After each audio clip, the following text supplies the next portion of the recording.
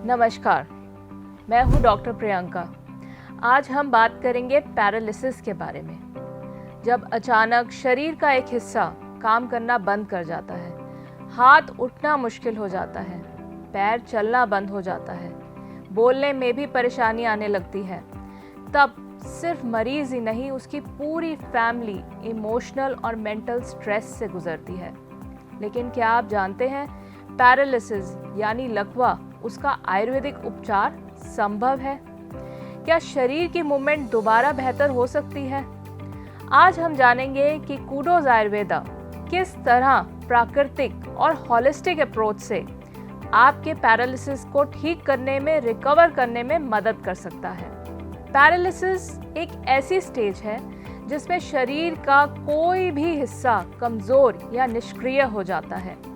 यह आमतौर पर स्ट्रोक, नसों के नुकसान, किसी तरह की ब्रेन इंजरी या कोई स्पाइन में अगर इंजरी हो जाती है, इस वजह से हो जाता है।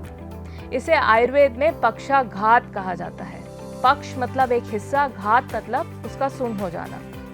आयुर्वेद के अनुसार मुख्य रूप से वात दोष जो है उसके इम्बैलेंस के कारण ये हो जाता है।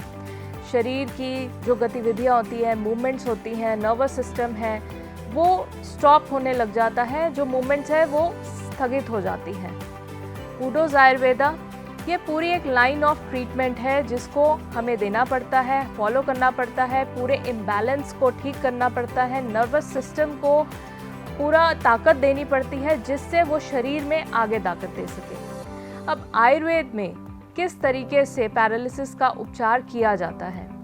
हम नसों को सक्रिय, एक्टिव करते हैं, मजबूत बनाते हैं, मांसपेशियों में ताकत भरते हैं, ब्लड सर्कुलेशन को बढ़ाते हैं, शरीर में जो जकड़न आ जाती है उसको कम करने की कोशिश करते हैं ताकि ब्लड सर्कुलेशन बढ़े और मूवमेंट धीरे धीरे बॉडी की होने लगे, जिससे रिकवरी की तरफ एक सपोर्ट मिले। आयुर्वेद में हर मरीज की स्थिति अलग अलग होने के कारण पर्सनलाइज्ड उपचार दिया जाता है। पंचकर्मा का पैरालिसिस को क्योर करने में बहुत बड़ा योगदान है। सबसे पहली है अभ्यंग थेरेपी। इसमें गर्म औषधीय तेलों से की जाने वाली मसाज थेरेपी मांसपेशियों और नसों को आराम देती है, मजबूत बनाती है। इससे ब्लड सर्कुलेशन भी बेहतर हो जाता है। सेकेंड है स्वेदन, fomentation therapy. Herbal steam therapy शरीर की जकड़न को, भारीपन को कम करने में लाभकारी मानी जाती है। पंचकर्मा का ओवरऑल सपोर्ट तो है ही है, क्योंकि वह शरीर को डिटॉक्सिफाई करके जो इम्बैलेंस दोष है उनको बैलेंस करता है, उन्हें संतुलन देता है। आयुर्वेदिक जड़ी बूटियाँ जैसे अश्वगंधा है, ब्राह्मी, दशमूल, इन सब को हम अपनी प्रॉपर डोसेज के अनुसार देते हैं, जो कि अंदर नसों को, मांसपेशियों को सपोर्ट करती हैं, शरीर को मजबूत बनाती हैं। लाइफस्टाइल में बदलाव बहुत ज़रूरी है, क्योंकि हमारी जो वात पित्त कफ है उसमें वात हमारा इम्बैलेंस हो गया है। तो ये बहुत इंपॉर्टेंट है कि हम क्या खा रहे हैं, किस दिनचर्या से गुजर रहे हैं, ये बहुत मायने रखता है। अगर हम इसमें बदलाव करते हैं तो हम अपने शरीर को एक बहुत अच्छा सपोर्ट सिस्टम प्रोवाइड कर सकते हैं। एक महत्वपूर्ण बात को समझना बहुत ज़रूरी है, पैरालिसिस का उपचार रातों रात नहीं होता, रिकवरी धीरे धीरे होती है। ये एक प्रोसीजर है जिसमें धैर्य यानी पेशेंस, नियमित थेरेपी, रेगुलर आपको अपने ट्रीटमेंट के अंदर रेगुलर रहना और सही मेडिकल गाइडेंस, ये बहुत ज़रूरी है।